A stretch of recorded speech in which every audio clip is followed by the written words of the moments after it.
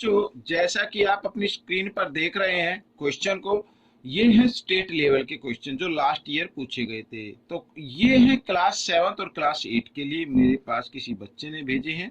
तो मैं चाहता हूँ कि इनके ऊपर भी एक वीडियो बना दूं और आप सभी बच्चे ज़्यादा से ज़्यादा प्रैक्टिस कीजिए इसमें से देखकर, और इसी टाइप के क्वेश्चन पूछे जाते हैं। और ये मत सोचना कि ये स्टेट लेवल में पूछे गए हैं तो ये आपके एग्जाम में नहीं आ सकते जी, एग्जाम में भी आ सकते हैं। तो आप जरा इनकी ज़्यादा से ज़्यादा प्रैक्टिस कीजिए।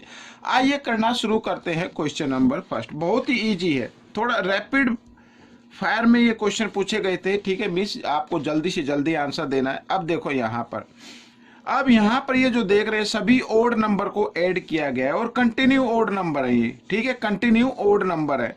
ठीक है, तो आप जब इस तरीके से कोई भी क्वेश्चन दिया जाए तो आपको क्या करना है, पहले आप उनको फाइंड आउट करो कि कितने टाइम्स लिखा हुआ है। 1 2 3 4 5 6 7 8 9 10 11 12। ये जो ओड नंबर है, टोटल नंबर कितने 12 हैं।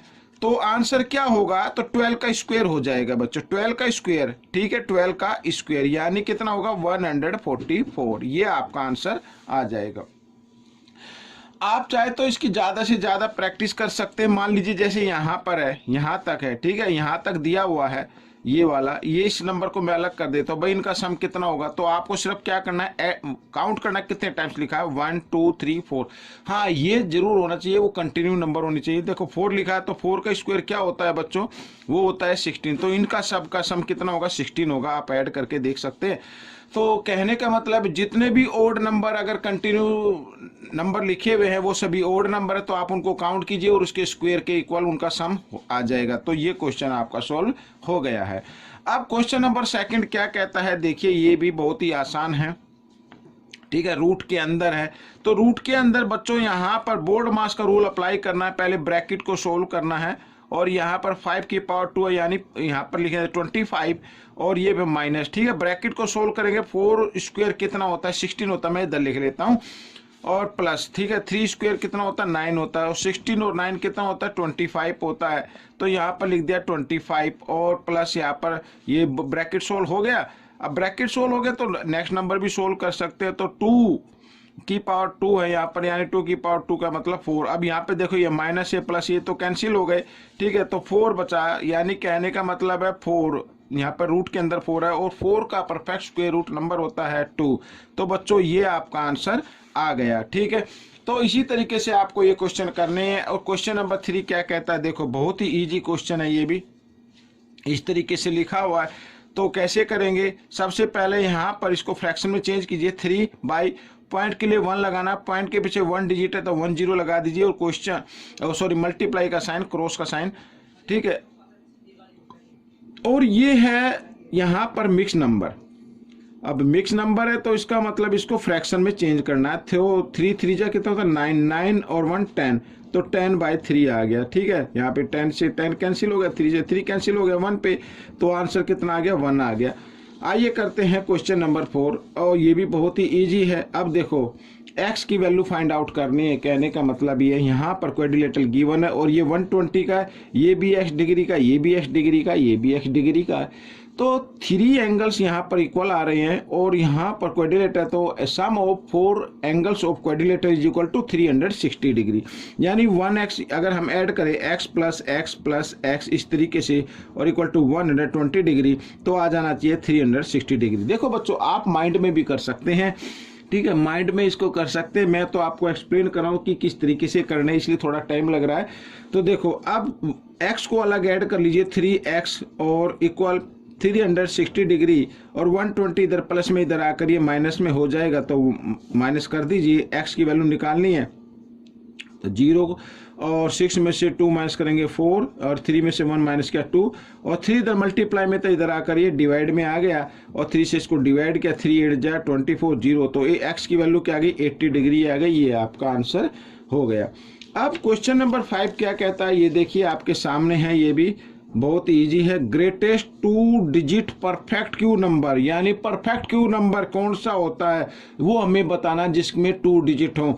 अब बच्चों देखो 1 का यहाँ पर क्यूब है ना, 1 का क्यूब क्या होगा 1 होगा, 2 का क्यूब क्या होगा बच्चों 8 होगा, 3 का क्यूब क्या होगा, यहाँ पर 27 होगा, 4 का क्यूब क्या होगा, 64 हो जाएगा, और 5 का क्यूब क्या होगा बच्चों, 125 होगा। लेकिन पूछा 2 डिजिट का, तो 2 डिजिट का आ गया बच्चों 64। 64 is the answer of this question. और एक बात और मैं बोलना चाहता हूँ कि जब आप मेरे पास ये क्वेश्चन भेजिए तो प्लीज़ उनके आंसर भी ज़रूर भेजिए, ताकि मैं उनको मैच करके देख सकूँ। कई बार जल्दबाजी में क्या होता है कि कुछ मिस हो जाता है, ठीक है, तो वो ना हो। आइए करते हैं क्वेश्चन नंबर 6। यहाँ पर ये रहा क्वेश्चन नंबर 6, ठीक है, आपके सामने। तो क्वेश्चन नंबर 6 कहता है if 25% of x equal 40 then find x, x की वैल्यू फाइंड आउट करनी है। आइए करते हैं। तो 25%, 25 बाई 100 लिखेंगे, ऑफ के लिए मल्टीप्लाई का साइन इस तरीके से, ठीक है। अब क्या करना है, x की वैल्यू निकालनी है, तो ये लिख लीजिए x इक्वल 40। अब यहाँ पर ये क्या है, 100 जो है डिवाइड की फॉर्म में, इधर आकर मल्टीप्लाई की फॉर्म में आ जाएगा, और साथ ही 25 मल्टीप्लाई में इधर आकर ये डिवाइड में आ जाएगा। इस तरीके से आप इसको कैंसिल कर दीजिए। 25 4 जा 1 होता है, और x यानी 40 को 4 से मल्टीप्लाई करेंगे तो 160 आ जाएगा बच्चों। ये आपका आंसर आ गया। साथ ही क्वेश्चन नंबर 7 भी कर लेते हैं, तो बहुत ही आसान है। देखो 3 बाई 125 ऑफ के लिए मल्टीप्लाई का साइन लगाना है, और 1 लीटर इसको मिलीलीटर में चेंज करना है। तो हम क्या करेंगे, इस लीटर के ना मिलीलीटर बना लेते हैं। 1 लीटर में कितने मिलीलीटर होते हैं बच्चों, बताइए। 1 लीटर में मिलीलीटर होते हैं 1000, तो 1000 हम इधर लिख देते हैं, ठीक है ना।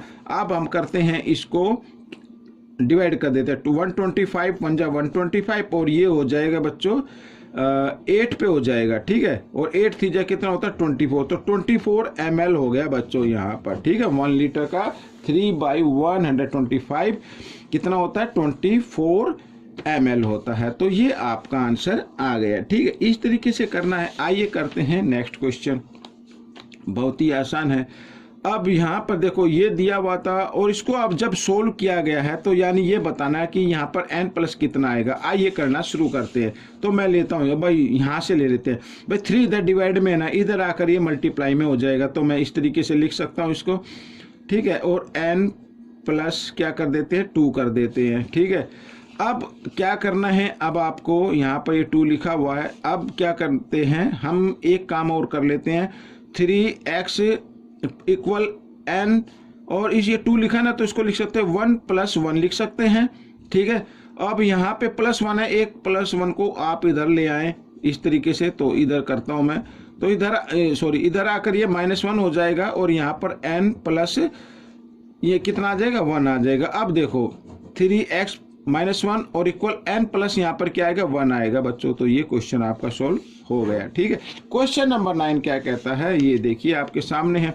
x की वैल्यू फाइंड आउट करनी है। अब बच्चों सीधा करना है आपको, 3 इधर मल्टीप्लाई में है ना, और इधर ये है, तो या तो आप यहीं के यहीं काट दीजिए, या फिर आप एक काम कर सकते हैं, x -7 और इक्वल 69, 3 इधर मल्टीप्लाई में, तो इधर आकर डिवाइड में आ गया, तो इधर कर लीजिए, 3 2 जा 6, 3 3 जा 9 हो गया, ठीक है। अब क्या करना है, अब आपको x की वैल्यू निकालनी है, तो -7 है, इधर आकर ये +7 हो जाएगा, तो x की वैल्यू क्या आ गई बच्चों 30 आ गई। ये आपका आंसर निकल गया, ठीक है। आप करते हैं बच्चों लास्ट क्वेश्चन करते हैं, ठीक है। लास्ट क्वेश्चन इस पार्ट का, तो मीडियन फाइंड आउट करना है। मीडियन फाइंड आउट करने के लिए आपको हमेशा एक चीज़ का याद रखना है कि जो भी नंबर गिवन हो पहले आप उसको असेंडिंग ऑर्डर में लिख लेंगे, ठीक है। किस में लिख लेंगे, असेंडिंग ऑर्डर में। तो सबसे स्मॉलेस्ट नंबर है 14, तो 14 मैंने लिख लिया। इसके बाद आएगा बच्चों यहाँ पर 18 आ जाएगा, तो 18 भी हम लिख लेते हैं। 18 के बाद आएगा बच्चों 22, तो 22 लिख लिया। फिर आएगा 25, तो 25 लिख लिया है, ठीक है ना। और ये नंबर आ गया है। फिर बच्चा यहाँ पे 32, तो 32 लिख लेंगे, और फिर क्या लिख लेंगे 48 लिख लेंगे यहाँ पर, और 37 लिखना है, 37 भी बच गया, और लास्ट में 48 लिख लेते हैं। और इतना करने के बाद आपको एक बार फिर काउंट करना है। ये 1 2 3 4 5 6 7 टाइम्स है, तो ये भी 7 होनी चाहिए। 1 2 3 4 5 6 7, ठीक है, बिल्कुल ठीक ना हो गया। अब क्या करना है, 7 नंबर है, तो 3 आप इधर से कैंसिल कर छोड़ दीजिए, 3 इधर से छोड़ दीजिए। जो बीच वाला नंबर होता है वही मीडियन होता है बच्चों। ये आपका आंसर आ गया, ठीक है। इस तरीके से आपको ये क्वेश्चन कर लेना है। तो बच्चों ये फर्स्ट पार्ट क्लियर हो चुका चुका है, आपको कैसा लगा मुझे ज़रूर बताएं। ज़्यादा से ज़्यादा आपको प्रैक्टिस करनी है और जितनी ज़्यादा आप प्रैक्टिस करेंगे उतना ही आपके लिए अच्छा होगा। ये क्वेश्चन आपके क्विज में तो आएंगे ही आएंगे, साथ ही आपके एग्जाम में भी पूछे जा सकते हैं, इसलिए ज़्यादा से ज़्यादा प्रैक्टिस कीजिए। मिलेंगे नेक्स्ट पार्ट में, टिल देन थैंक यू।